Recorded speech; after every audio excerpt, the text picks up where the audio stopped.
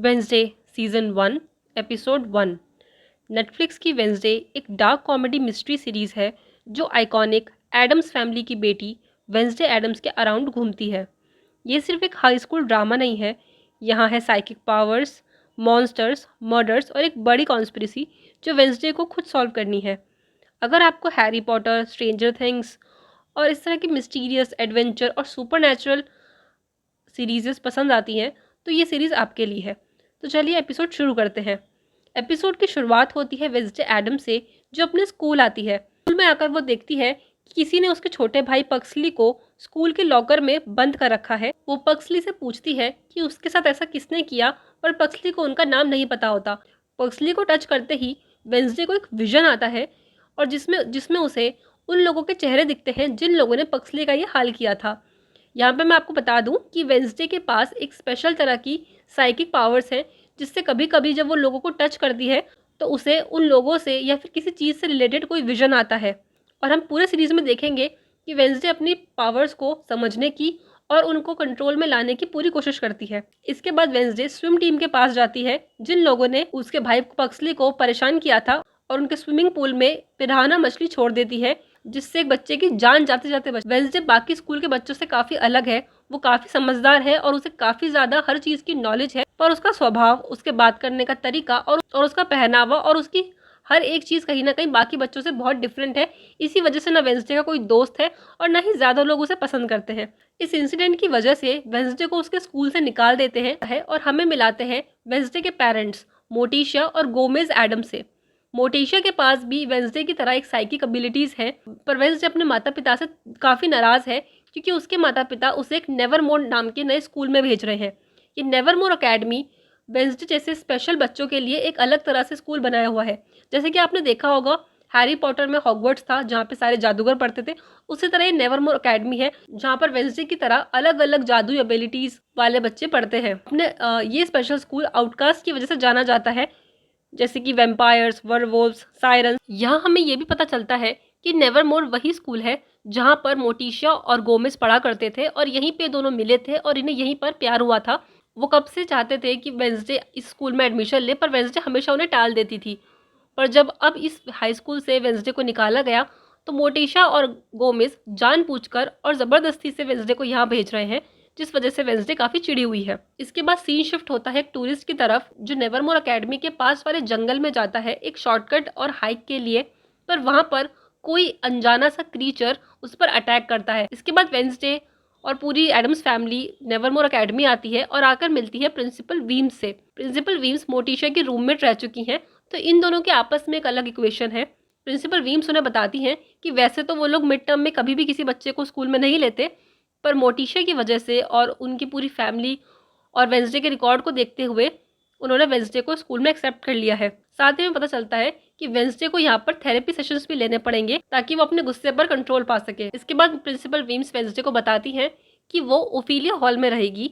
मोटिशा बात सुनकर काफी खुश होती है क्योंकि मोटिशा भी जब नेवरमोर में पढ़ा करती तो वो भी ओफिलिया हॉल में ही रहा करती थी। प्रिंसिपल वीम्स वेंसडे को उसका रूम दिखाती है और हम मिलते हैं वेंसडे के रूममेट इनेट सेंक्लेयर से।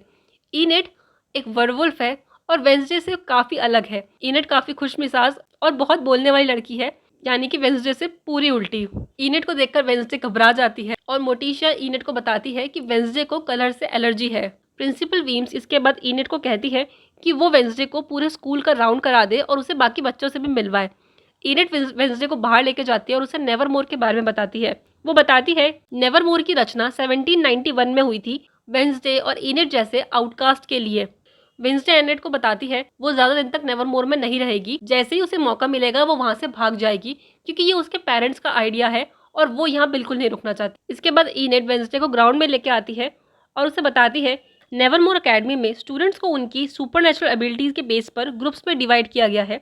वैसे तो वहाँ पर काफ़ी अलग अलग तरह के बच्चे हैं, पर मोस्टली 4 तरह के ग्रुप्स हैं। पहले फैंग्स यानी कि वेम्पायर्स, दूसरे फर्स यानी कि वर्वोल्व्स, तीसरे हैं स्केल्स यानी सायरन्स और चौथे हैं स्टोनर्स यानी गॉर्गोन्स। सायरन एक मिथिकल क्रिएचर है जो अपनी आवाज़ से लोगों को हिप्नोटाइज कर सकते हैं। इनका पावर है सायरन सॉन्ग, एक ऐसी मैजिकल वॉइस जो किसी को भी कंट्रोल कर सकती है और जिसकी मदद से वो लोग बाकी दूसरे लोगों का माइंड भी मैनिपुलेट कर सकते हैं। और इस शो में सबसे पावरफुल और पॉपुलर सायरन है बियांका बार्कले। इनेट वेंसडे को ये भी बताती है कि बियांका का अभी जेवियर नाम के लड़के से ब्रेकअप हुआ है। जो वहीं लास्ट स्टोनर्स यानी कि गॉर्गोन्स, वो ऐसे बच्चे हैं जिनके बाल थोड़े स्नेक्स जैसे हैं। उनके पास एक डेंजरस पावर है, जो भी उनके बालों को सीधा देखे वो डायरेक्ट स्टोन बन जाता है। इसीलिए गॉर्गोन्स को ज़्यादातर अपने बाल ढक के स्कूल में रखने पड़ते हैं। इस सीरीज में हम एक पॉपुलर स्टोनर से मिलवाते हैं जिसका नाम एजैक्स है। इसके बाद वेंसडे अपने पेरेंट्स को और अपने भाई को बाय बोलती है और वो अपनी माँ से काफ़ी रूडली बात करती है। उसकी मदर उसे क्रिस्टल बोल देती हैं ताकि वो लोग आपस में एक दूसरे से बात कर पाएँ। वहाँ से जाते हुए जब मोटिशा काफ़ी परेशान होती है तो गोमेज उसे कहता है कि वो वेंसडे की चिंता ना करे, वेंसडे स्कूल में अकेली नहीं होगी। और तभी वो पीछे एक चलते हुए हाथ को छोड़ जाते हैं। और ये हाथ कोई आम हाथ नहीं है, ये एक जिंदा हाथ है जिसकी कोई बॉडी नहीं है। एक ऐसा हाथ जो चल सकता है, लिख सकता है, इमोशन दिखा सकता है और यहाँ तक कि लोगों से बात भी कर सकता है। गोमेज और मोटिशा यहाँ पर इस हाथ को छोड़कर जाते हैं ताकि वो वेंसडे पर नज़र रख सकें। नेक्स्ट सीन में हमें मिलवाते हैं शेरिफ गैल्पिन से, जो अपने साथ के इंस्पेक्टर के साथ टूरिस्ट की बॉडी के पार्ट्स ढूंढने की कोशिश करते हैं। वो कहते हैं कि मीडिया में हमें यही बताना पड़ेगा कि ये एक भालू का अटैक है, पर वो दोनों ही परेशान हैं कि ये सब अटैक आखिर कौन कर रहा है। पर उन्हें ये तो पता है कि ये किसी इंसान का काम तो नहीं है। इसके नेक्स्ट सीन में हम देखते हैं कि वेंसडे ने अपने हिस्से के कमरे से सारे रंग हटा दिए हैं, जिसकी वजह से इनर उस पर चिढ़ती है। उन दोनों का आपस में झगड़ा होता है क्योंकि उन दोनों की सोच बिल्कुल नहीं मिलती। उनके झगड़े को रोकने के लिए वहाँ मिस थॉर्नेल आती हैं। मिस थॉर्निक बोटनी और प्लांट्स की एक्सपर्ट हैं और वो एक नॉर्मी है, यानी कि उनके पास कोई सुपर नेचुरल पावर्स नहीं है। जब वो कमरे में आती है तो उनके लाल जूतों पर मिट्टी लगी हुई होती है और वो इनेट और वेंसडे का झगड़ा रुकवाती हैं और आपस में एक दूसरे से अच्छे से बात करने के लिए कहती हैं। वो साथ ही बताती हैं नेवरमोर के बाहर जेरिको शहर में आउटकास्ट को ज़्यादा अच्छी तरह से नहीं देखा जाता, इसलिए उन्हें बाकी लोगों को परेशान नहीं करना है। वो वेंसडे को वेलकम करती हैं और उसे एक फूल देती हैं। अगले दिन वेंसडे फेंसिंग की क्लास में जाती है और वहाँ बियांका को एक रोहन नाम के लड़के के साथ फेंसिंग करते हुए देखती है। यहाँ पर रोहन बियांका से हार जाता है और बियांका उसकी इंसल्ट करती है। वेंसडे बियांका को चैलेंज देती है और उन दोनों में एक कमाल की फेंसिंग का कंपटीशन होता है, पर एंड में बियांका से वेंसडे हार जाती है और वेंसडे के माथे पर चोट लग जाती है। वेंसडे फिर हॉस्पिटल विंग में जाती है और अपने चोट पर पट्टी करवाती है, जहां उसे रोहन मिलता है और रोहन उससे दोस्ती करता है। वेंसडे जब वहां से बाहर निकलती है तो उसे लगता है कि कोई उसके आसपास है, क्योंकि वो हाथ पूरे टाइम वेंसडे से छुपकर उसका पीछा कर रहा होता है। वहां से निकलने के बाद वेंसडे के ऊपर एक गार्गोयल गिरता है और जेवियर उसे बचा लेता है। होश में आने पर जेवियर अपने आप को इंट्रोड्यूस करता है और उसे याद दिलाता है कि वो लोग 10 साल की उम्र में मिल चुके हैं। उनकी ग्रैंड मदर्स आपस में दोस्त हुआ कर। वेंसडे को ये बात याद आती है और उसे जेवियर से मिलकर अच्छा लगता है। अपने कमरे में आती है, उस हाथ को जासूसी करते हुए पकड़ लेती है और हमें उसका नाम पता चलता है जो है थिंग। वेंसडे थिंग से लड़ाई करती है और थिंग को कहती है कि उसे पता है कि उसके पेरेंट्स ने थिंग को वहाँ जासूसी करने के लिए छोड़ा है। थिंग वेंसडे से बचने की कोशिश करता है और वेंसडे थिंग से वफादारी की कसम खिलवाती है कि थिंग हमेशा वेंसडे के साथ रहेगा और वेंसडे उसे जो भी कहेगी वो बात थिंग को माननी पड़ेगी। और थिंग उसे हाँ कर देता है और वेंसडे उसे उसका पहला काम देती है कि थिंग को उसके साथ मिलकर नेवरमोर अकेडमी से भागना होगा। इसके बाद वेंसडे अपने थेरेपिस्ट से मिलने जेरिको शहर आती है और प्रिंसिपल वीम्स उसे वहाँ छोड़ती हैं। प्रिंसिपल वीम्स उसे कहती हैं कि उसे पता है कि वेंसडे भागने की कोशिश ज़रूर करेगी, पर प्रिंसिपल वीम्स की नज़रें हमेशा वेंसडे पर है और वेंसडे उन्हें ताना मारकर वहाँ से चली जाती है। वो अपनी थेरेपिस्ट से मिलती है और इधर उधर की बातें करके बाथरूम में जाती है। वो बाथरूम के पीछे वाले रास्ते से बाहर निकल के बिल्डिंग से भाग और एक फल वाले से टकरा जाती है। उस फल वाले को टच करते ही वेंसडे को फिर से एक साइकिक विजन आता है और इस विजन में उसे उस फल वाले की डेथ दिखती है। जब वेंसडे को कोई बस या फिर ट्रेन नहीं मिलती तो वो एक कैफ़े के अंदर जाती है और वहाँ के बैरिस्टा टाइलर से बात करती है। वो टाइलर की कॉफ़ी मशीन ठीक करती है और बदले में उसे कहती है कि वो उसे काफ़ी पैसे देगी, पर टाइलर उसे ड्राइव करके रेलवे स्टेशन छोड़ दे। टाइलर अपने आप को इंट्रोड्यूस करता है और उसे बताता है कि उसकी शिफ्ट खत्म होने में अभी 1 घंटा और है और उसके लिए वेंसडे को इंतज़ार करना पड़ेगा। वेंसडे उसे और पैसे देती है, पर टाइलर उसे मना कर देता है और उसे कहता है कि वो बिकाऊ नहीं है। तो वेंसडे के पास 2 ही रास्ते हैं कि या तो वो टाइलर के लिए रुके या फिर किसी और को बोले जो वेंसडे को वहाँ तक छोड़ा है। वेंसडे टाइलर का इंतज़ार करने के लिए वहीं कैफ़े में रुक जाती है। तभी वहाँ कुछ बच्चे आते हैं और वेंसडे को छेड़ने लग जाते हैं और उसे बुली करते हैं। वेंसडे पहले तो उन्हें बातों से तीखे जवाब देती है, पर तभी वो लोग वेंसडे पर अटैक करने लग जाते हैं और वेंसडे उन तीनों को मार्शल आर्ट्स की हेल्प से गिरा देती है। और बताती है कि ये स्किल उसे उसके अंकल फेस्टर ने सिखाई है। तभी टाइलर के फादर यानी कि टाउन के शेरिफ गैल्पिन वहाँ आते हैं, जो काफ़ी चौंक जाते हैं कि एक लड़की ने 3 लड़कों को ऐसे मारा है। तभी प्रिंसिपल वीम्स वहाँ आती है और वेंसडे को वहाँ से ले जाने लगती है। जैसे ही शेरिफ गैल्पिन वेंसडे का पूरा नाम सुनते हैं, वेंसडे एडम्स, तो वो कहते हैं कि कहीं तुम गोमेज की बेटी तो नहीं हो, क्योंकि गोमेज एक खूनी है जिसे जेल में होना चाहिए था।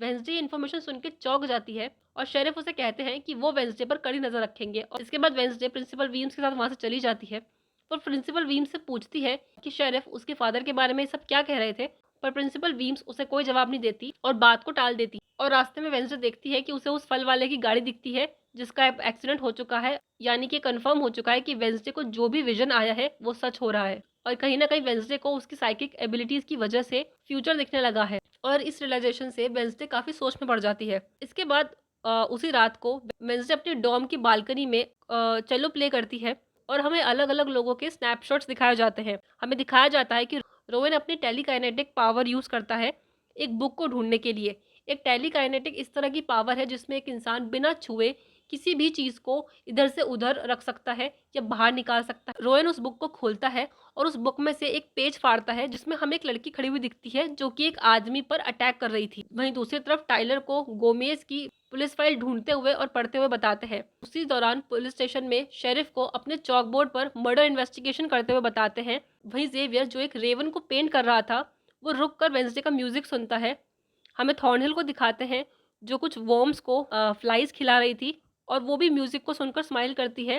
तभी इनेट वहां आती है और वेंसडे उसे थिंग से मिलवाती है। वेंसडे बैकग्राउंड में वूल्स का शोर सुनती है और उसे पता चलता है कि आज फुल मून है। वो इनेट से पूछती है कि जब सारे वर्वोल्व्स बाहर हैं और भेड़िए बने हुए घूम रहे हैं तो इनेट यहाँ क्या कर रही है।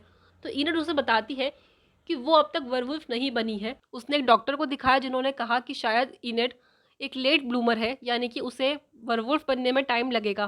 पर इनेट को डर है कि कहीं ऐसा ना हो कि वो कभी वर्वुल्फ ना बने और हमेशा अकेली रह जाए।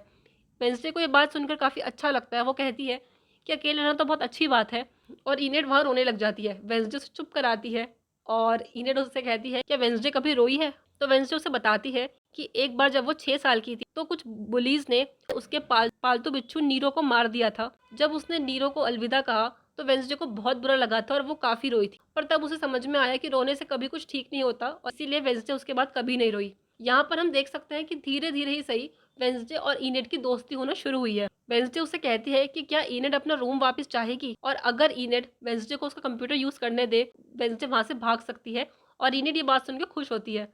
इसके बाद थिंग टाइलर की खिड़की पे आता है। पहले तो टाइलर उस पर अटैक करता है, पर फिर थिंग उसे चुपचाप एक कोने में बैठने का इशारा करता है और उसे अपने हाथ पे लिखा वेंसडे का नंबर दिखाता है। टाइलर वेंसडे को कॉल करता है और वेंसडे उसे कहती है कि कुछ दिनों बाद एक हार्वेस्ट फेयर फेस्टिवल है जहां वेंसडे बाकी स्कूल के बच्चों के साथ आएगी और अगर टाइलर उसकी मदद करे तो वो अभी भी वेंसडे को दोबारा रेलवे स्टेशन छोड़ सकता है। और टाइलर उसकी मदद करने के लिए मान जाता है। वेंसडे उससे पूछती है कि वो ऐसा क्यों कर रहा है। टाइलर उसे बताता है कि वो भी हमेशा जेरिको से भागना चाहता था पर वो ऐसा नहीं कर पाया। इसके बाद हमें हार्वेस्ट फेयर फेस्टिवल दिखाते हैं। शेरिफ गैल्पिन टाइलर को वहां छोड़ते हैं और उसे वेंसडे से दूर रहने के लिए कहते हैं। वेंसडे प्रिंसिपल वीम्स का ध्यान भटकाती है ताकि वो टाइलर से मिल सके।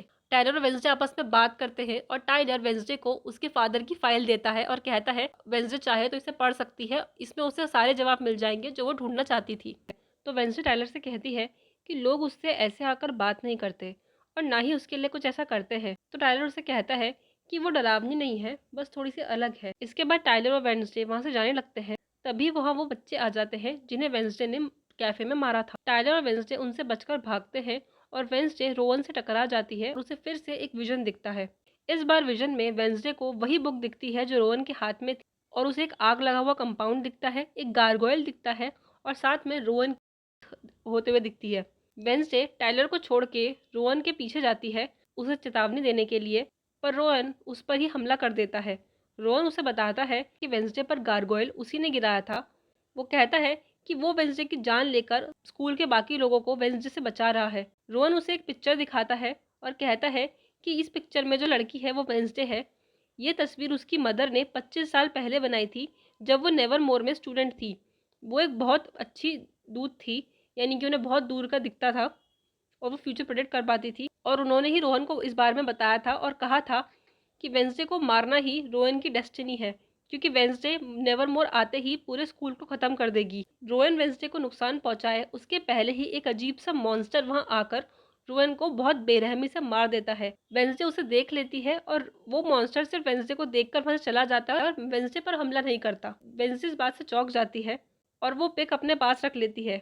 अगले सीन में वेंसडे के पेरेंट्स उससे स्कूल के बारे में पूछते हैं और वो मन में सोचती है, मैं जब से नेवरमोर आई हूँ तब से 2 बार मरते मरते बची हूँ और हो सकता है कि उसके फादर एक खूनी हो और उसे ये भी पता चला है कि वो इस स्कूल को तबाह कर सकती है और एक खूंखार राक्षस ने ना जाने क्यों वेंसडे की जान बचाई। और फिर वेंसडे अपने माता पिता को कहती है कि उसे कहते हुए बुरा लग रहा है पर शायद उसे नेवरमोर पसंद आएगा। और इसी के साथ ये एपिसोड खत्म हो जाता है। अगर आपको ये एपिसोड अच्छा लगा तो प्लीज़ इस वीडियो को लाइक करें और मुझे कमेंट में बताएं कि आपको ये एपिसोड कैसा लगा। साथ ही मेरे चैनल को सब्सक्राइब करके बेल आइकन को भी प्रेस कर दें ताकि अब जब मैं वीडियो डालूं तो आपके पास नोटिफिकेशन आ जाए। Thank you.